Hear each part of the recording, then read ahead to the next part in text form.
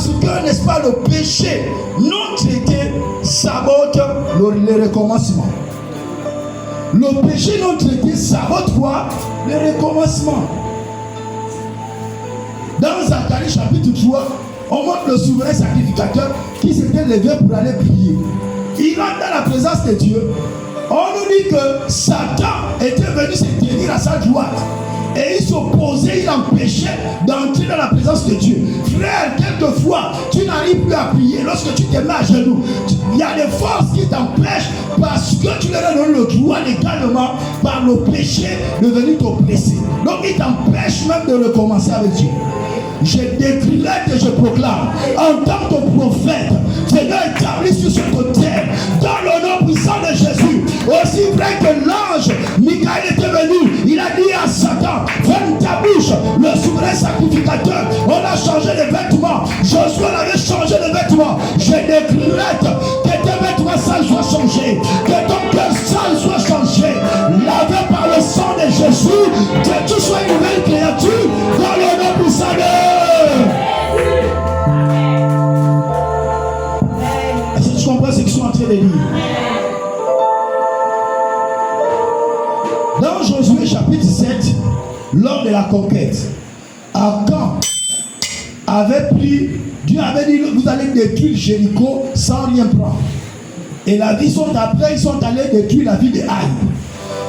Maintenant, il y a quelqu'un qui a vu des bons marteaux, il a vu des lingots d'or, il a pris, il est parti cacher dans sa maison. Et à cause de cela, Israël avait été battu par ses ennemis. Et Josué a fait toute une journée. Il a enlevé ses habits, prosterné devant Dieu. Il a dit, Dieu, tu vas me dire pourquoi?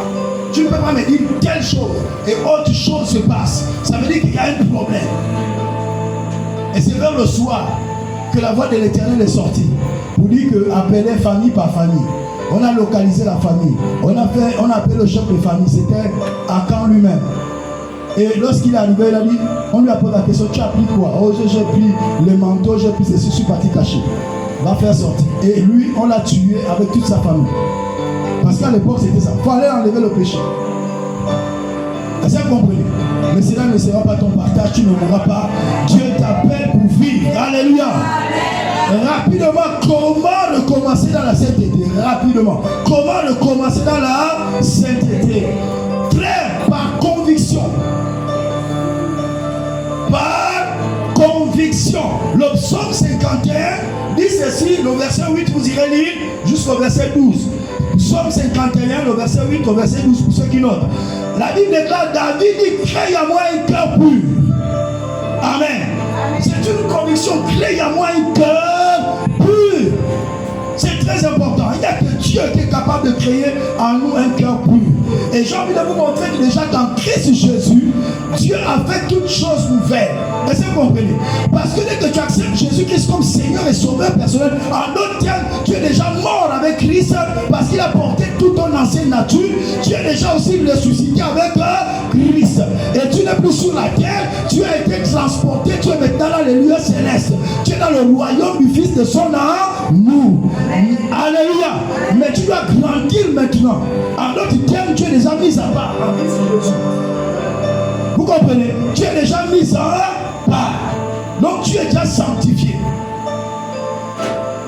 Deuxième point de comment recommencer dans la sainteté, c'est quoi? La repentance. Dites la repentance. La repentance, le mot repentance signifie repartir. C'est oui, changement de mentalité. Oui, parce que l'homme, tout pour lui passe par la tête. L'homme, tout pour lui passe par la tête. Si l'ennemi veut t'attaquer, on va passer par la tête. On va te donner une parole qui va te déstabiliser. Frères et sœurs, l'homme, l'esprit de l'homme fonctionne avec les paroles. Parce que les paroles font partie du monde de l'esprit. Et des paroles alimentent, façonnent ton esprit. Voici pourquoi on dit l'homme ne vit pas de pain seulement, mais de toute parole qui sort de la bouche de Dieu. Ne fais pas une journée sans que tu n'aies rentré au contact de la parole de Dieu, sans que tu n'aies reçu une révélation, parce que c'est ce qui forme ton esprit et c'est ce qui te porte, qui te pousse toute la journée. Est-ce que tu comprends ce que je suis en train de te dire? C'est ça, la repentance nous permet de repartir. Maintenant, il a changé radicalement la manière de penser. Ne pense plus comme avant. Je t'en supplie. Même si avant, tu avais des situations compliquées, lorsque tu te repens, tu ressens toujours la même situation. Mais ton langage doit changer. Jésus a dit quoi? Que le pauvre dise que je suis riche. Que le faible dise que je suis fort. Tu es fort pourquoi? Ce n'est pas parce que toi-même tu es fort, non, mais c'est parce que tu as pris conscience qu'à l'intérieur de toi, ce n'est plus toi qui vis, mais c'est Christ qui vit en toi maintenant. C'est lui qui est ta force et à l'intérieur de toi. C'est lui qui est ta sainteté à l'intérieur de toi. Tu n'es pas saint parce que tu es fort. Non, je suis saint parce que celui qui est toi, quoi, saint est à moi. Le saint est à moi. En fait, tu t'identifies au saint en toi. Si Christ est saint en toi, je suis sainte. Si Christ est fort en moi, je suis fort. Si Christ est puissant, je suis puissante. Parce que ce n'est plus toi qui vis, mais c'est Christ qui vit en toi. Donc c'est possible de vivre la sainteté. Alléluia. Donc frères et sœurs, c'est la repentance, la manière de parler doit changer. 1 Jean chapitre 1, le verset 7. Il dit le sang de Jésus nous purifie. Alléluia. Le sang de Jésus. 1 Jean chapitre 1, le verset 7. Pour ceux qui notent. Le sang de Jésus nous purifie.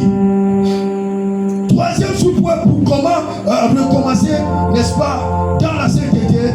Troisième point, la séparation.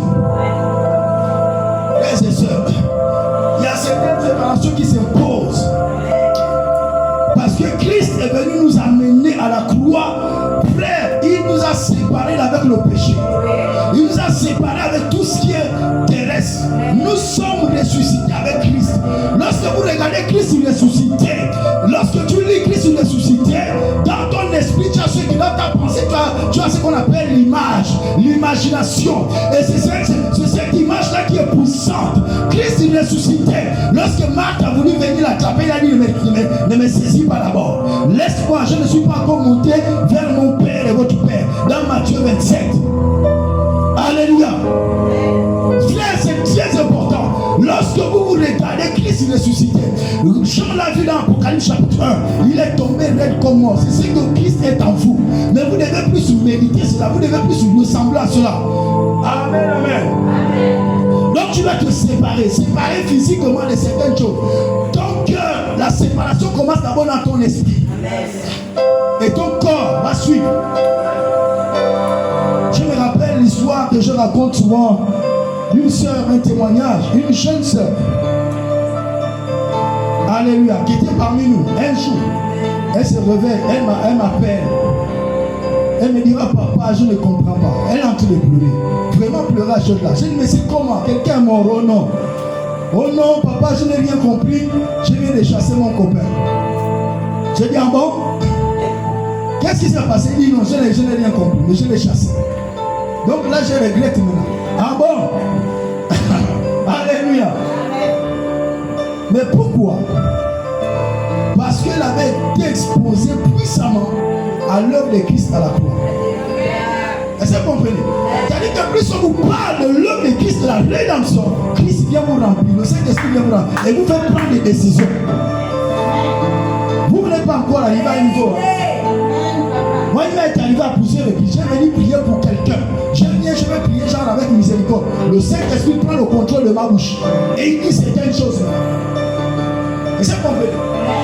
Une fois, je me suis retrouvé face à une soeur qui était en phase sida terminale. Donc elle ne bougeait plus. Les cheveux tombaient, elle était là. Je viens genre pour prier, pour fortifier, invoquer la guérison. Le Saint-Esprit a pris le contrôle de ma bouche. Il dit à la sœur que tu vas mourir si tu ne te répands pas. Moi-même, j'ai bloqué la voix. J'ai dit, oh, qu'est-ce qui se passe? Ça ne nous est pas encore arrivé. Le Dieu que vous priez là, il est dangereux. Est-ce que vous comprenez? Parce que la pensée de Dieu était que la sœur doit se repentir maintenant. Parce que dans 2 jours, elle devait voyager. Elle devait partir pour l'éternité. Effectivement, 2 jours, 3 jours après, on nous appelait qu'elle est morte. Vous comprenez, non? Nos pensées ne sont pas les pensées de Dieu. Donc, permettons à Dieu de nous remplir. Alléluia. Mais ce n'est pas en nous séparant. 2 Corinthiens chapitre 6, le verset 17 dit ceci: sortez du milieu d'eux. Il va sortir. Amen. Sortez même les sœurs qui critiquent. Tout le temps, tu viens chez moi qui les critiques. Oh, tu as vu, oh, tiens, oh, l'église là. Non, non, non. Sœur, on ne veut pas de ça. Viens chez moi parce que tu vas me dire, sœur, on va prier. Sœur, on va faire ceci. Sœur, voilà, il y a telle situation dans l'église. Il faut qu'on prie. Mais toi, tu viens pour alimenter. Tu viens au contraire à servir le diable. La pollution, on la porte dans notre cœur. Ce que vous ne savez pas, c'est que les hommes qui viennent vous amener à critiquer là, c'est comme vous voyez Sobog là, les bains de Sobog là, les gens sont comme ça chargés. Et lorsqu'ils cherchent des personnes, chez qui aussi ils vont mettre la salité. Et c'est chez toi qu'on a trouvé. Mais ça c'est spirituellement, c'est comme ça que ça se passe. Voici comment je déteste les gens qui viennent me raconter n'importe quoi. C'est l'une des premières choses que j'ai combattu avec mon épouse. Lorsque je l'ai épousée. C'est l'une des premières choses, les bases que j'ai commencé à poser. Il dit, c'est que toi tu m'apportes ça me donne quoi? Parce que moi, dans le prophétique, je dois garder mon cœur plus que toute autre chose. Je ne dois pas garder la haine, je ne dois pas garder des choses bizarres. Est-ce que vous comprenez ça? Mais c'est que toi, tu viens me dire là, tu veux quoi? Je modifie mon cœur.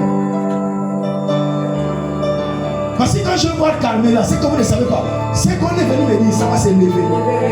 Et je vais maintenant, genre, détester Carmela. Qu'est-ce qui a modifié? Quelque chose s'est modifié à moi. Mais c'est compris ce qu'ils sont témoins. Je prends des exemples que nous puissions comprendre. Amen. Parce qu'au sortir d'ici, vous devez, frère, gardez votre bouche. Gardez. Il faut sortir du milieu de Dieu. Quatrième point, on parle de la consécration. Romains chapitre 12, le verset 1. Il dit, offrez vos corps comme un sacrifice vivant. Chaque jour, tu dois mourir un peu. Chaque jour, tu dois mourir. Pourquoi la Bible dit offrir votre corps? Comment toi-même tu peux offrir ton corps? Je vous pose la question. Alors, comment peux-tu offrir ton corps? Physiquement, c'est impossible. Que toi, tu prennes ton corps, que tu l'offres. Mais spirituellement, c'est possible. Comment est-il possible? Paul avait dans son esprit l'image de l'adoration de l'Ancien Testament. Et les Juifs comprennent mieux cela. Voici pourquoi Paul a dit, j'ai été crucifié avec Christ sur la croix. C'est-à-dire que je me suis offert avec Christ sur la croix. Physiquement, ce n'est pas possible. Paul, tu as fait ça comment? Mais en esprit, l'esprit peut offrir l'âme et le corps sur un autel. C'est dans ton esprit. Ça dit quoi? Ça dit que toi-même, tu vas te voir sur la croix. Seigneur, je viens, parce que ton autel, c'est la croix. Amen. Ok, peut-être que vous êtes en train de dire que je vous dis, ouvrez Romains. Ouvrez Romains chapitre 6.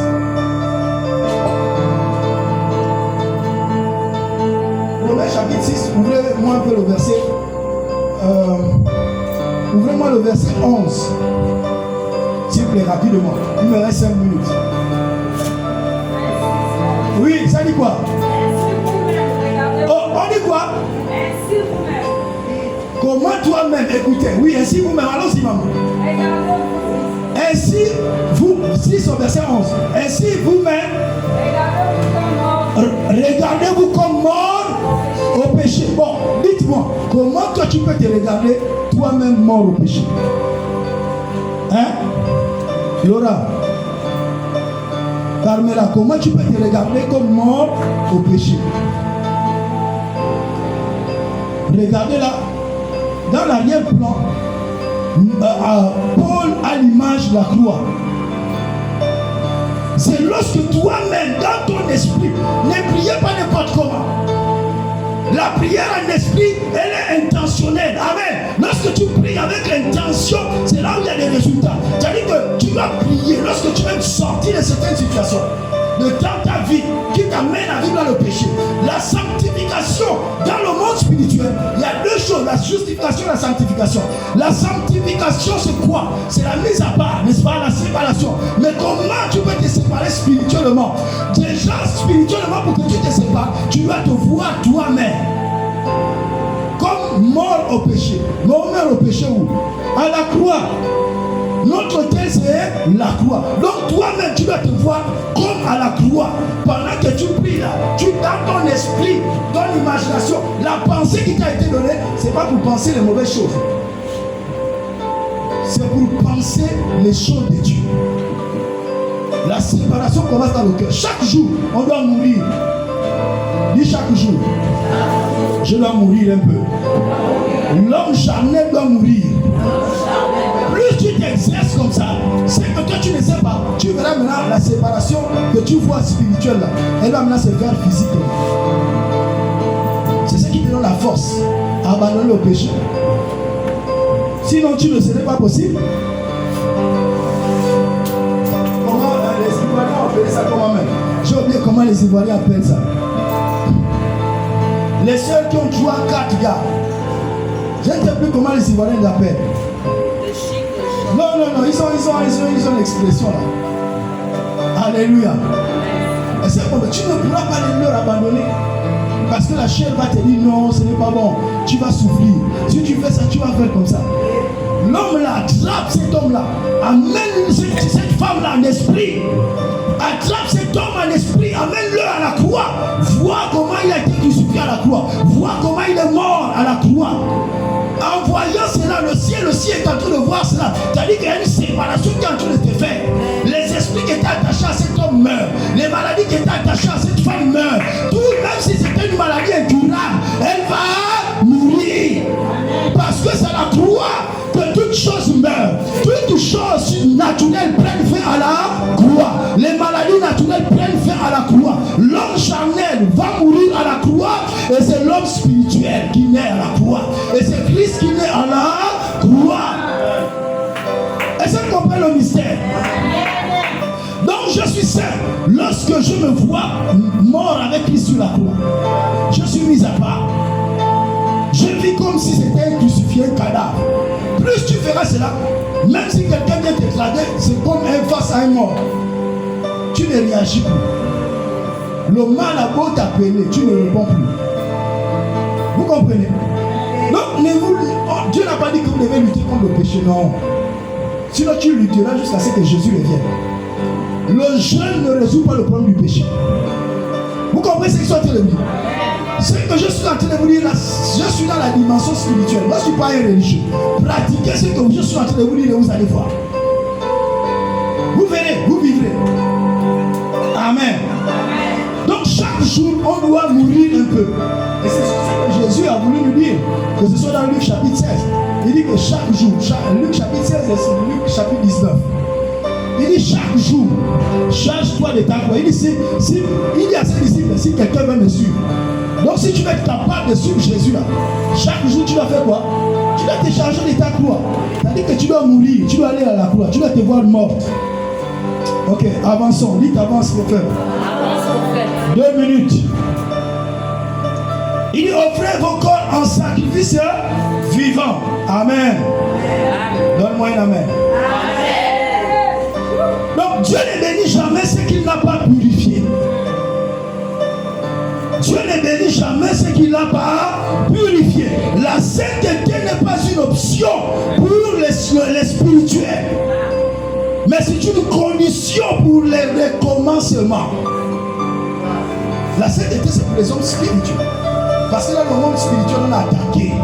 Si le diable avait la capacité de te détruire à une façon de ça, il devait le faire. Donc ne nous donnons pas les occasions. Là où nous sommes là, s'il était si puissant, s'il avait la force, si on lui donne des opportunités, il est capable de brûler l'immeuble là-dessus. Pendant que tu marches en route, il est capable de dévier une voiture pour venir te cogner. Combien de fois je marche sur la route, frère, oh j'ai vu des choses. J'ai vu des choses. Le monde spirituel est réel. Amen. Donc frères et sœurs, la sainteté est importante. Nous sommes en train de terminer ce programme de 40 jours et jeûne. Tu dois prendre conscience de la sainteté. Et je prie que pendant que je suis en train de parler, que le Saint-Esprit inscrive dans ton ADN réellement, n'est-ce pas, la sainteté. Ça va être gravé sur notre front, sainteté à l'éternel. Tu ne dois pas faire tout ce que les hommes font. Non. Tu es consacré, mis mis à part pour le roi des rois, pour le Seigneur des seigneurs. Alléluia. Amen. Donc la sainteté est ton partage, frères et sœurs.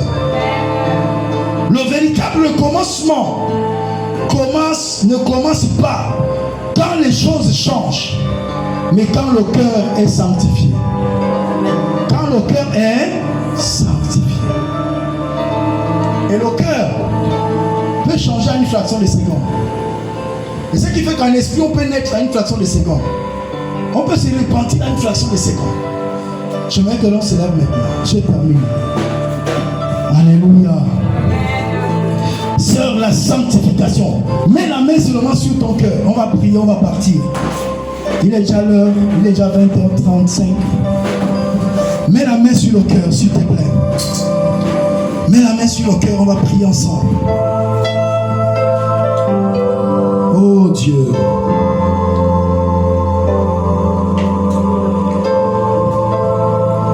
Seigneur, dis avec moi, Seigneur Jésus. Ce soir, voici ma vie. Voici mon cœur. Je m'abandonne à toi. Seigneur, grave dans mon cœur la sainteté. La sainteté. Je suis un être spirituel. Seigneur, sur la terre, je suis exposé.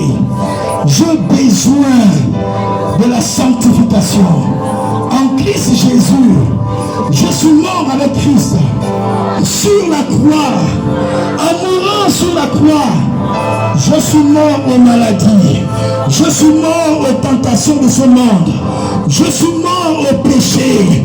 Je suis mort aux malédictions. Ce n'est plus moi qui vis, mais c'est Christ qui vit sur la terre en moi. Seigneur, que cela soit gravé au plus profond de moi. Ouvre mon intelligence. Que chaque jour, Seigneur, je vienne à la croix. Je me vois moi-même mort à la croix, mort vis-à-vis du monde, vis-à-vis des sollicitations du monde. Ce n'est plus moi qui vis, mais c'est Christ qui vit en moi. Merci parce que tu me donnes cette force. Saint-Esprit, toute voix qui parlait contre ma vie dans le monde spirituel, à cet instant, j'invoque, je fais prévaloir le sang de Jésus. Il est écrit, et il restera écrit dans Colossiens, chapitre 2, le verset 13. Il a effacé l'acte dont les ordonnances me condamnaient et qui subsistaient contre moi. Ces décrets sont effacés dans le nom puissant de Jésus, dans l'invisible, dans le visible. Je suis libre de toute dette dans le nom puissant de Jésus. Merci Seigneur. Ma pensée, mon intellect est libéré. Ma mémoire est lavée dans le sang de Jésus. Merci Seigneur. Que la louange et la gloire te reviennent. Merci de me donner un cœur nouveau. Dans le nom de Jésus.